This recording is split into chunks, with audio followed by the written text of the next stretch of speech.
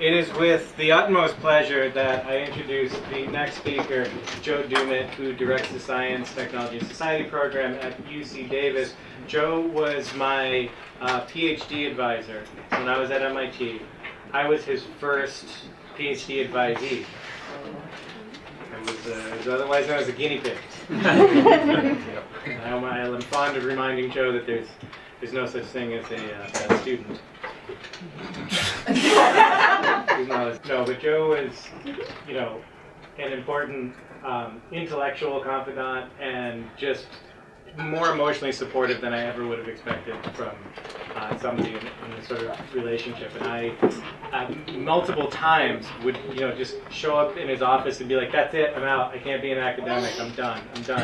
And he would, and when these conversations got more severe, I don't know if you remember this, but his honest to God, honest suggestion for me for a career path was public intellectual.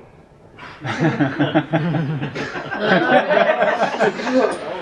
here you are. And here I am, taking drugs. Yeah. But is this, are you? Yeah, I'm ready. Okay. So Joe has prepared a talk about fascia, the connective tissue between skin and muscles, and that literally holds us together. Yep. Okay. This was one of my possible dissertation topics. What? It was. I didn't know that. This was at the time when a reporter from the San Jose Mercury News went to SIGGRAPH, which was the computer graphics convention, and was freaked out because she couldn't find anyone who hadn't done hallucinogens. And at the time, computer graphics was the only industry that the US was #1 in. And I thought, what a great dissertation topic for Reagan's America to talk about this. But like my other topic about people using machines to alter their brainwaves, it was an unfundable dissertation. So next one. So I ended up studying brain scans and brain scanning machines, which you can see there, and that led to studying drugs and how the pharmaceutical industry perverts clinical trials to create people who take more and more drugs that do less and less. And that was a very depressing topic. So I became a massage therapist one summer while being a professor. Next one. And so that's what I want to talk about right now, which is one of my topics, which is viscous self, or the way in which we are made by fascia, and the way in which people are starting to study fascia. So, next one. So I'm trying to learn how to talk publicly. Usually I have lots of slides that have lots of moving pictures going on, and then everyone looks at them and they don't look at me. But I'm trying to slightly avoid that, but I still have to read it. So I'm working and getting to the next phase. So drawing things together. Escher's drawing here of two hands drawing each other together. He's drawing your attention to a peculiar intimacy of two hands drawing to each other. Two hands such as your two hands, touching, feeling, sensing each other. Go ahead and experiment or experience. This is practice as research. Feel one hand feeling another. Next. So consider Karen Barad, who's a physicist feminist, where she writes, when two hands touch, there's a sensuality of flesh, an exchange of warmth, a feeling of pressure, of presence, of proximity, of otherness that brings the other nearly as close as oneself, perhaps closer, as if the two hands belong to one person. Might this not enliven an uncanny sense of the otherness of the self, a literal holding oneself at a distance in the sensation of contact, a greeting of the stranger within? Next one. So in this presentation, I want to explore the stranger within our flesh, the otherness of bodies, including our own.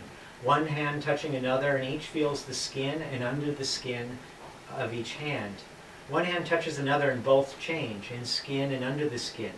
The many senses of feeling, touching, tactility, thermal, mechanical, kinesthetic impressions, proprioceptive movement, weight and balance of self and other, senses of affective pleasures, pain, distension, tickling, itching, tension and tone, interoception, anticipation, and inspection are each in flux, yet trainable, extendable, and transformable. Each nameable variable of experience seems to matter and feeds back into the experiment. Pressure, weight, angle, movement, direction, depth of field, intent, relaxation, length of time, sensitivity, and attention.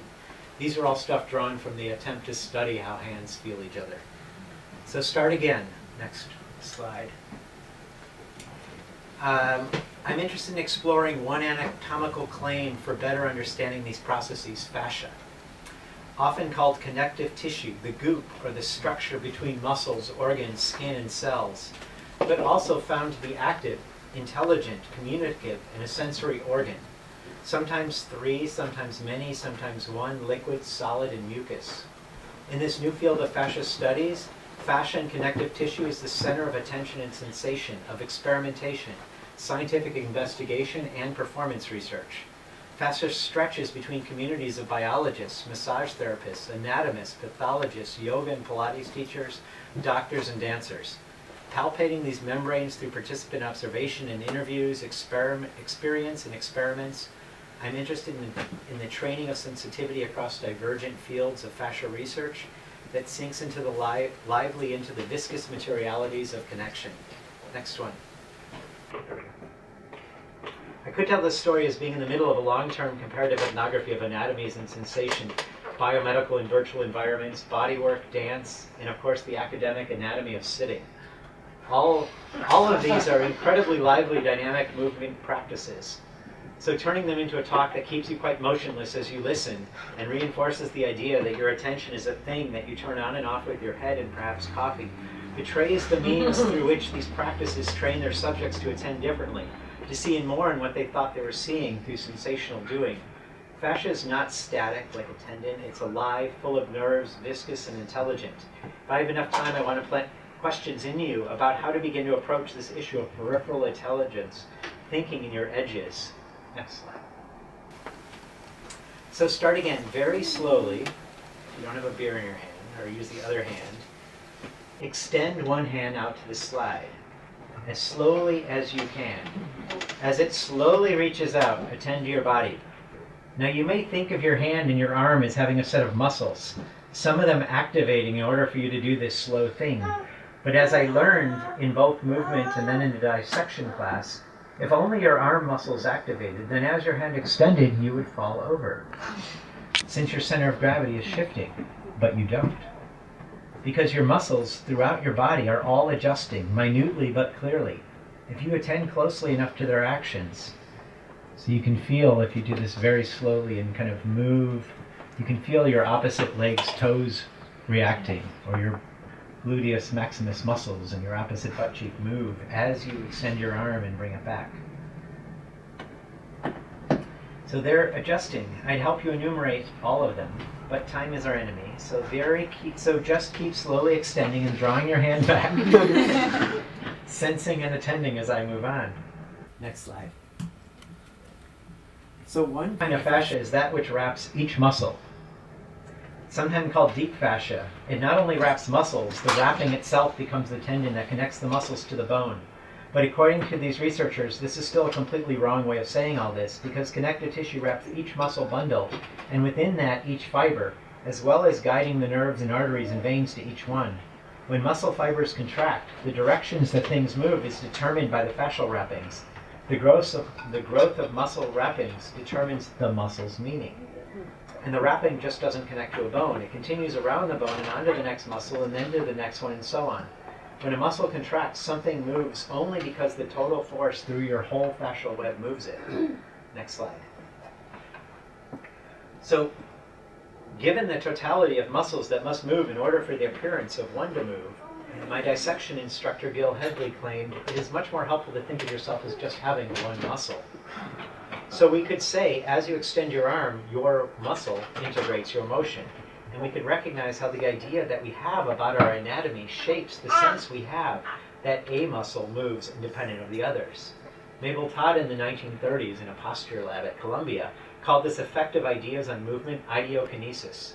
If we rethink our anatomy, we can begin to sense and learn how this one muscle throughout our body moves. Next slide. So reaching or not reaching, standing or sitting, if you really slow down and dive into your kinesthetic and proprioceptive senses, your one muscle is always on the move, wriggling you in large and minute amounts. What Steve Paxton, one of the founders of contact improvisation, called the small dance. That is the small dance that your one muscle or fascia does while you're so-called being still. Whether you're standing or sitting, you're constantly falling and catching yourself. And it's a question of your attention, whether you feel yourself to be still or constantly in motion. And whether you attend to a small dance or not is a different question. And who or what is it that attends? Next slide. Can you move your hand so that it moves at the speed of your attention? One of my teachers and co-founder of Contact Improvisation, Nita Little, teaches her students to move at the speed of their attention, at the speed of your ability to attend, and to move with others at the speed of their attention. And as you do extend one hand, what is the speed of your attention? Do you have to oscillate from one hand to your shoulder, to your eyes, to the rest of your muscles? Is it hard to attend to my voice, these pictures, your hand, your balance, and your muscles, all of it? Certainly you are almost always moving and balancing and dancing and attending and thinking and perceiving even as you are sitting. So who or what is sensing and moving and balancing and dancing while you are sitting? Could there be more than one form of attention and sensation going on right now? Could your fascia be paying its own attention? And could it learn to? Next slide. So start again. As you move your hand or move one hand over another, is there more there than when you first did it? As Alfred North Whitehead, quoted by Isabella Stenger, said, we are instinctively willing to believe that by due attention, more can be found in nature than is observed at first sight. Scientists and all of us learn through due attention, which is practice as research. Knowledge requires that more can be found, that is learned. What biologists, clinicians, and massage therapists find in common is they all find more in fascia through paying attention to it, though of course their form of attention varies. Next slide. So I've been saying attend. How do we attend to sensation? One hand senses another. Can each hand attend to the other, its self-learning becoming more in relation to the more that is discovering in the other? Is this the sort of training that enables a hand to become different, to become trained, better at touching, moving, holding, and healing, to become better and sensitive in more new ways? Where at different levels of attention can we follow how, next slide, to use in one philosopher's language, our history is turned into nature, and our anatomy and experience becomes a durably installed generative principle of regulated improvisation, which is another way of saying habit. For Whitehead, sensation is an organism's wager or bet for and of a world. Its senses, our senses, are for the world we live in, and nature is all that we are aware of in perception. It cannot be otherwise. What we cannot sense is the risk of death we take. The world is that which is sensed, and that's your bet. It's your survival. Next slide. So start again. The arm that you're slowly extending, everyone's given up. If you bring it back slowly and flex and curl your wrist and twist your wrist, the typical way to describe it is that your forearm muscles are being differentially activated, contracting and lengthening in various oppositions. You can feel them with the other hand if you grasp near the elbow. So if you bend your wrist, you can feel things moving. These muscles are sliding across each other, differently in each of you. It's so much different that some of you may find the directions painful. If you try to go like this, make a fist and slide. They may not slide, they may stick. If you have been injured or working at a computer too much, there may be restrictions and pain. Next. So what is sliding and sticking? Two muscles, wreathed in fascia, with film between them so they slide. The filmy fascia enables the slide, or is it the sliding itself, as a cognitive tissue act, a process, a relationship? As much as stickiness, as much as communication, as much as continuity, through cells maintained by connective tissue. One of the great tasks of the Fascia Congress is to understand the processes that underlie the changing relations of sliding and stickiness. Next slide. So one hand pauses on the skin of another, warming it, perhaps sinking into it. The other softens in response. This softening is related to a change in tensional relations amongst a whole matrix of the hand, the skin, the fascia, muscles, entire extracellular matrix. Things slide and squish and tense in new ways. Fascia is, in some views, the connective tissue that cleaves, that connects and separates. It grows into being differences between things, allowing them to relate to each other. According to one of the chairs of the Fascia Congress, we are still learning about how the body is held together at all. Sticking and sliding, tightening and softening. It's quite creepy to try to imagine how everything actually does hold together when it's all so fluid. So during dissection, for instance, some so-called muscles are stuck to other ones, unable to move independently, while others are quite slippery. Fascia enables movement and restricts it. How? According to many researchers, it responds to how you use it. It's trying to help you. Next slide. So start again. This is the part where I explain to you how the tension you put on it through the use of your body, it responds to, intelligently trying to help you. But it is an other. It's an alien. I think we need to approach our bodies and our parts as aliens. They try to help us, but they're of a different order of being. They're not ours in any simple way. If we don't move, fascia helps us not move. If we move, it helps us do that. So when injured, they help make that pattern part of us. Similarly, when we sit at a computer with our head forward, the head being heavy, requires a lot of effort to keep up. Fascia is happy to help, thickening and even calcifying, becoming bone-like, the hump that some people develop in their back. This is the part where you sit up a little straighter, as if 5 minutes would help. But equally, fascia can thicken the bands and tendons in the hands of mountain climbers, enabling increased grip and strength and denser bones. Next slide. So the change in properties of fascia relate to the growth of fascia, raising the question of how it knows where to grow. This turns out to be a place where biologists, clinicians, and massage therapists meet. They're fascinated and mystified at the wiliness of fascia in action, from embryology to us. This is why I'm between Nate and a baby. Embryology opens up the question of totality and comprehending growth. In embryology, no cause has within itself the power to cause or the power to produce a specific effect independently of the specific environment. When you try to watch the cell multiplying and growing into what will become a baby, every cell is determining the shape and action of every other cell. At its limit, all cause designates the developing embryo itself as the cause responsible for their effect. Next slide. So if we then, adults, are ongoingly made by use, then we are still embryos. The ongoing hypothesis. We are made by use. We can be remade through different use. Our ability to move, experience of moving, sense of wellness, pain, stiffness, and flexibility are the ongoing result of how we've moved in the past. These are habits, habits of sensation, of attention, of speed and coordination. Habits presuppose a world in which there's reliability. Hesitation testifies to variability within that reliability. Fascia is the shape of certain habits of movement and attention and sensation, and can thus be approached testifying to the life you've led up to the point when you don't. When we are making and remaking at all times, then, is the very parts and wholes and environments of and for our bodies, ourselves, and our worlds. Next slide. Thus, according to Whitehead, the body is a portion of the environment for the part, and the part is a portion of the environment for the body. The difference between the case of the body and its parts, and that between the living being and its external environment, is only that they are peculiarly sensitive to the modification of the other. What I'm trying to do is learn to pay due attention to the sensation in peculiarly sensitive at the core, and the limit of the way in which we are used to using sense and science, to the peculiar sensitivity that binds and makes a hand and two hands and more hands touching each other. Thanks. Yeah.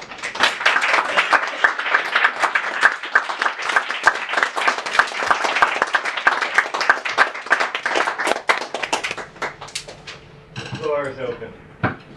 Questions? So you talked about the fascia and how it seems like you said it can become sticky, it can become slippery of its own merit. And as a whole, the body itself, like as you said, as you stick out your arm, it balances itself without you thinking about it, obviously. Yeah. Do you think that's like, is that the same, I don't even know what the same thing is, but is it the same thing doing both of those things? The extending and reaching back, at least when you're doing it habitually in this way, is the effect of all the fascial growth up till that point, right? That's habit. And then the becoming sticky, becoming slidey, is fascia's response to whatever you're doing. So if you're sitting for 8 hours in front of a computer with your head forward, staring at it and typing because you're so engrossed in it, the fascia in the back of your body is literally going to calcify in order to help the muscles hold you up, because they alone can't hold your head up that long. So there's a constant becoming as much as there's a habit. So the fact that you can sit for 8 hours is habit. The fact that the next time you can sit for 8 hours and 2 minutes, that's embryology. So, yes. I have two questions. Is it reversible? Mhm. Does it go back to not being calcified? And how much of your body, percentage-wise, is fascia? Okay. The first thing about reversibility is fascinating because it turns out that basically every 2 years, all your fascia remakes itself. So this is completely amazing and awesome and totally terrifying. Because what it means is that what's amazing about it is that if you commit to doing a different form of movement, within 2 years, you will be that movement. Right? Yes, exactly. Great news. Yeah. The terrifying thing is that when you get a little injury, or as most people when they get old and they like a little injury and then they start moving a little less, that helps them the next month move even less. And they blame that on aging, not on the fact that they temporarily restricted themselves. But because we think that aging is the restriction of movement, we associate that restriction of movement with reality. We naturalize it. So we don't think to rebel against it, right? So we take aging for granted, and that's how we become old in a certain way. And there's all these great studies of 80-year-olds who are doing gymnastics, and it's because they fully commit to it. Now, let me just add one more thing to this, which is this is not like the gym where there's some magical 7 minutes a day that you can use to strengthen yourself. If you spend 8 hours of your day sitting and 1 hour moving, 80% of your time is going to be about making your body, teaching it how to better not move. And only 10% of the time, or whatever's left, is about moving. So it's really not something you can just do a little bit. There's no shortcut to fascia. That's what I mean by it's an alien. It doesn't get the shortcut. It really does help you do what you do. Is that what you had? Yeah, I'm not an expert in Chinese medicine, but I know that, like, say that you have a back pain, and you go to like a Chinese therapist, they'll be like, okay, and they'll like work on your foot for like an hour, like specific pressure points and whatnot. And is that in relation? Are these related with fascia in terms of like everything is sort of relational and? Yeah. That's a great question. I don't know enough about Chinese medicine to know why they're working on your foot. So we have in the Chinese systems, you have meridians that run through your body. So those meridians, they all run through your feet, they all run through your stomach, and they distribute otherwise through your body all the way up to the head. So depending on what they're doing, if they're working on the meridian, then they're choosing a particular place on your foot that makes the connection. There's a whole other way of thinking of this, which may be related or not, I don't know. But if you take like a tennis ball, and all of you, you're going to do this wrong. I'm telling you that first. So if you very lightly, if you just sit and take a tennis ball and a bare foot, and you just lightly roll your foot over it. You're not pressing down. This is not doing anything. You're just lightly rolling your foot over the tennis ball. If you do it for a minute, and you're not pressing, and then you stand up after the minute, you'll stand up like this. And you'll be totally surprised that this left side of your body that felt normal now feels tense. And this other arm is just hanging down. And just that minute, what it's doing is just basically releasing all of these tension patterns that run through your fascia that you've been holding and teaching your body to hold, and you won't even notice it. And then you'll stand up and look in a mirror and freak out. Whoa, my arm is hanging outside. And you're like, how is it doing that? I'm not trying. And this is because the very form of feeling comfortable is a form of tension, right? There's no non-tensional way to hold yourself, but there are ways that are kind of weird or not weird. So I'm telling you, it's a wonderful thing to try, but you'll all do it first by pressing, because you'll think I have to do something. And it really is this light thing that kind of reminds your body, it's basically reminding your foot, which is connected to that whole side of the body, that it doesn't have to be so tense. And by reminding your foot, the rest of your body relaxes too. And so it's a really interesting practice. And there's like Feldenkrais is one of these systems of release that's related to this type of approach. Yeah. Actually, I have two questions. First one is, it's been pretty well established now that octopuses actually think with their individual tentacles, and that the tentacles function individually from the brain. I was wondering whether there was any research into the degree to which fascia played a role with human limbs being able to do things independently of brain function. And then the second question is, I've had a lot of like back and body injuries all over me, and when my fascia's gotten messed up like that, yeah, it definitely does get so my entire back is like as hard as wood. Yeah. And that like the only way that I've found to have that treated is to have like ridiculously hard massage with like rocks or metal objects that like break it up until my entire back turns into a purple bruise. But then once it finishes healing again, it feels like flesh instead of wood. And I was wondering, in terms of how you're framing what's happening, how would you verbalize the process that's happening with that? I cringe because I did a bunch of training in massage in various schools, and there are hard schools and soft schools and below soft schools, including like Chin Song, which is a Chinese-based system that's just a very light, kind of almost cat paw belly massage, but has this amazing effect in relaxing the rest of your body. Because again, these tension lines run through your body, and so they can be relaxed in many different ways. So bruising yourself works. So does not bruising yourself. I want to say it's worth exploring a number of these, and I'm all for experimentation in these forums. That the way we hold our tension is stunning. You know, it's like fascia can sometimes be like a ratchet. So when they did these amazing studies of rock climbers, there's a BBC documentary, I think it's on YouTube somewhere, kind of asking how rock climbers can hang from fingertips when the muscle, no amount of physics can account for it. It turns out the fascia, as you practice, you know, as you train yourself in hanging, the fascia tries to help you hang and basically turns into like a ratchet. And so you can hang in these ways that nobody else can hang because your fascia is adapted to the stress you've put on it.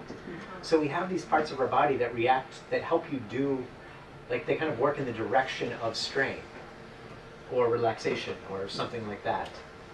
And in terms of octopuses, I don't know. I mean, Nita Little, one of my teachers, who is one of the founders of Contact Improv, she talks about peripheral intelligence. And when you do contact improv, which is constantly about having your body improvise faster than your head can keep track, all the rest of your body starts learning to pay attention to things that you are not. And it's quite stunning. I finally, after 5 years of contact improv, achieved some moments where I've literally fallen creatively. And I've only realized after I fell that I made about 100 choices on the way down. And in the beginning, I just freaked out, froze, and then clunked. And then slowly I learned to kind of fall, but still clunk.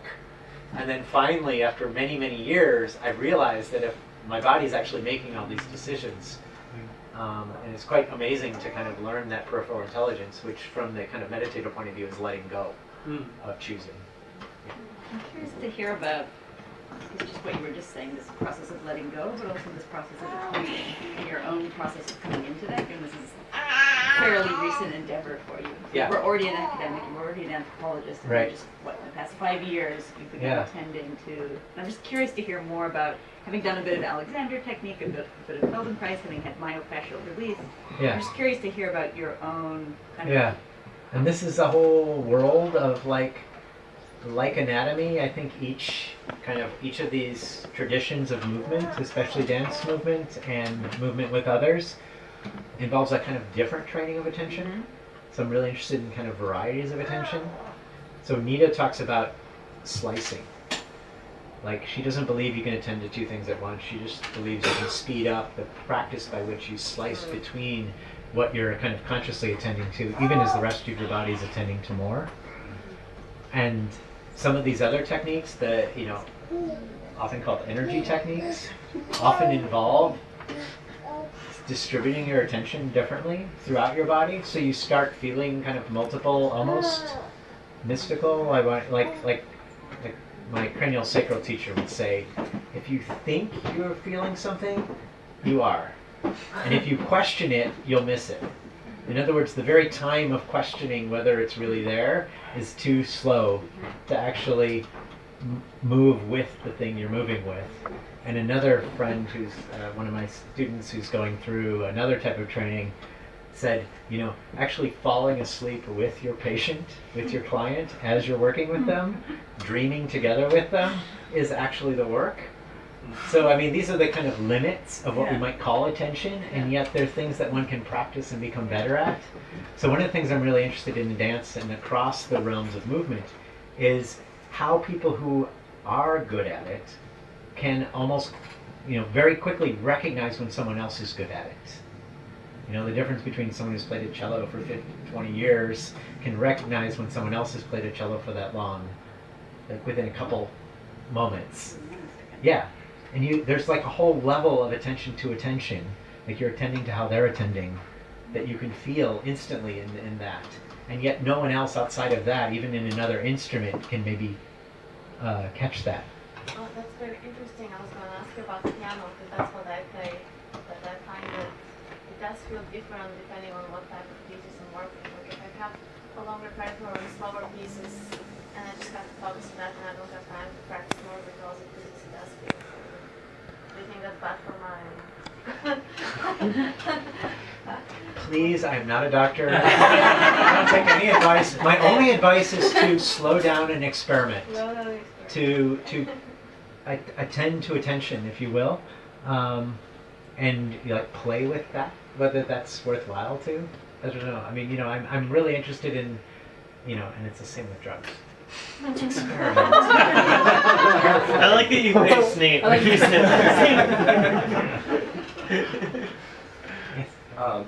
I'm. Okay. Alright, so speaking of drugs, I'm curious about the pharmacokinetics of the fascia. Are there drugs that we can introduce into our bodies that will change the way that we slide and stick and pattern ourselves, the way that we can introduce drugs that will change the way that our brains slide and stick?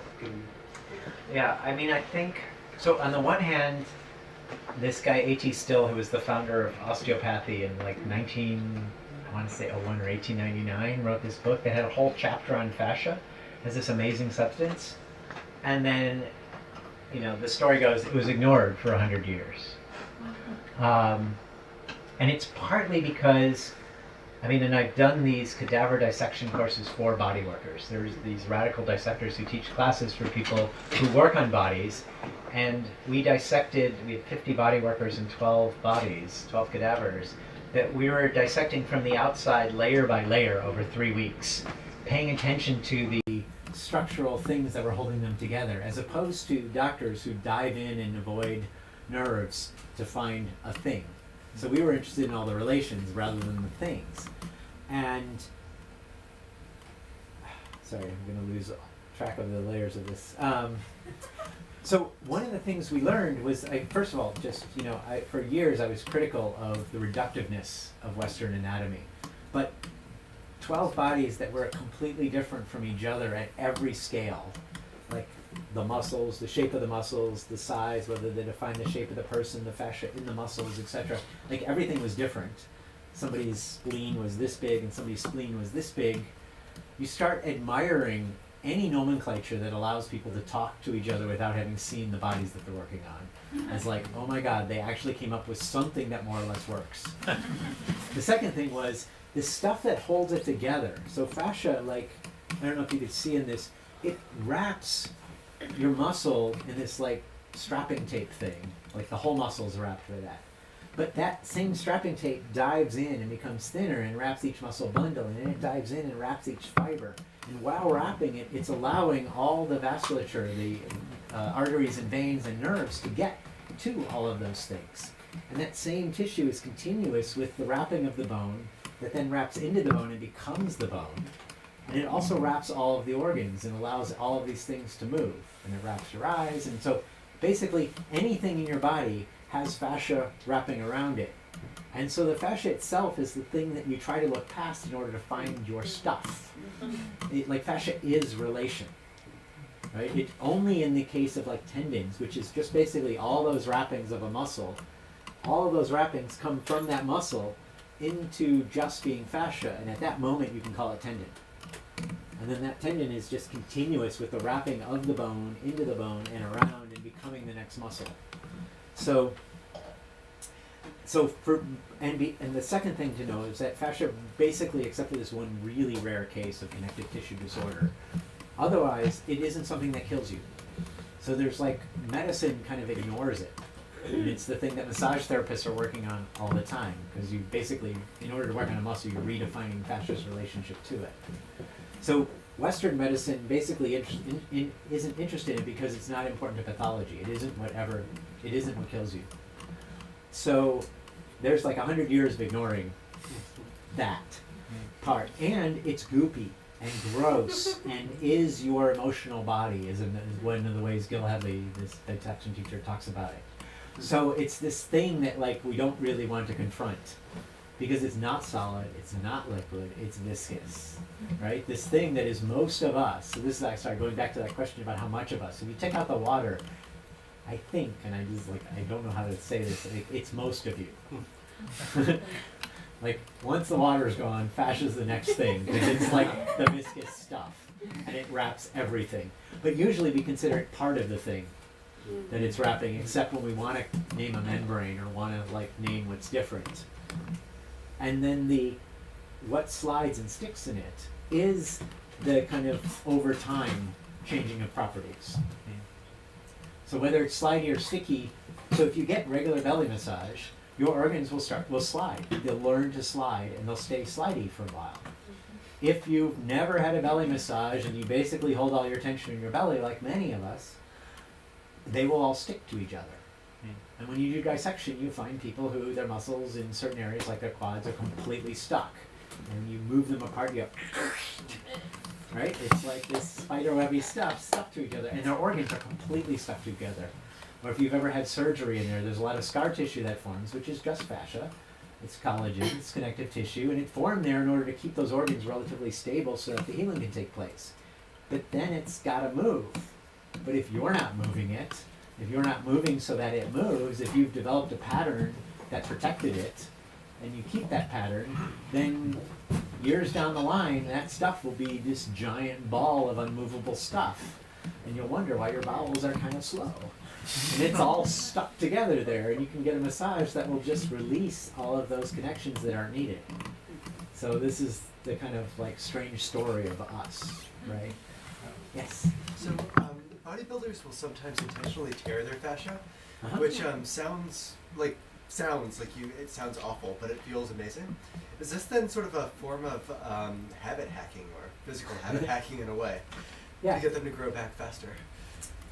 Yeah, I'm not quite sure what that technique means. So I understand it's like they'll like do some particular things like with your forearm where you can like pull layers of muscle apart. Yeah. So Rolfers do this too, especially. And it's that a lot of people, and especially athletes, because one of the things about being an athlete or being in the gym a lot is you do, especially if you work out with machines, is you're doing very linear motion. It's not multidimensional in crazy ways. It's very repetitive, which allows you to build up linear strength in that direction, but basically tells those muscles to move in one way in preference to all other ways. And so the muscles then are moving as a unit, and so therefore can stay stuck, or being stuck maybe even helps them move. We're reaching the area where I haven't been able to find any description for or against. So then a lot of Rolfers will go in there and find those muscles and like literally rip them apart, meaning separate them, cause that stuff that's become stuck to slide. And so then that ideally would actually allow better motion, because those muscles moving independently technically should be stronger than the muscles moving together, but again, with machines it's unclear. But yes, so that technique is one that frees movement. I don't want to go too long. Yeah, I think this is probably a good time to take a break. Give Joe a big round.